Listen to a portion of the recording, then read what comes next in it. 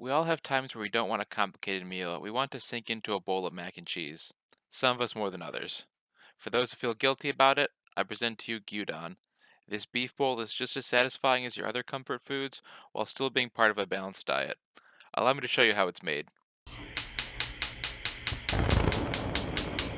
Here are today's ingredients: about a pound of thinly sliced beef, 1 sweet onion, a bundle of scallions, 1 tablespoon of sugar, 2 tablespoons each of soy sauce, mirin, and sake.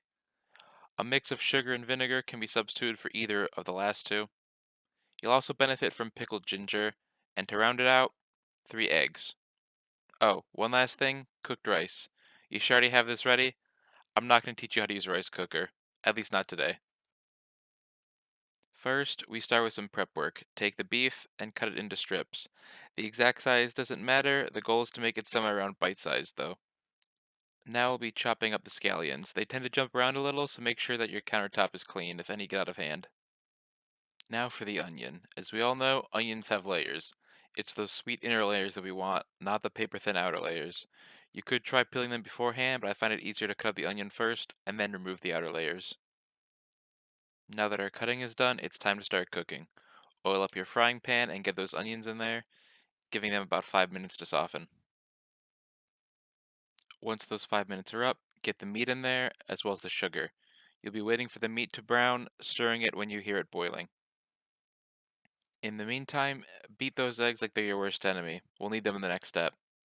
You need to crack them firmly to avoid eggshells, something I almost missed on the third egg here.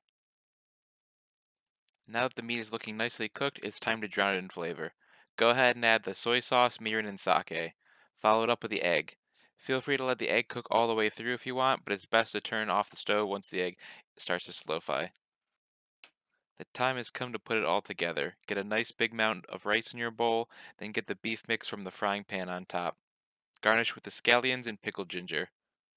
Now let's give it a taste.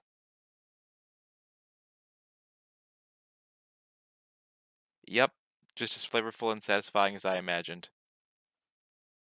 That's all for today. Hope you enjoyed the recipe, and if you do cook it for yourself, let me know how it turned out in the comments below. Bye.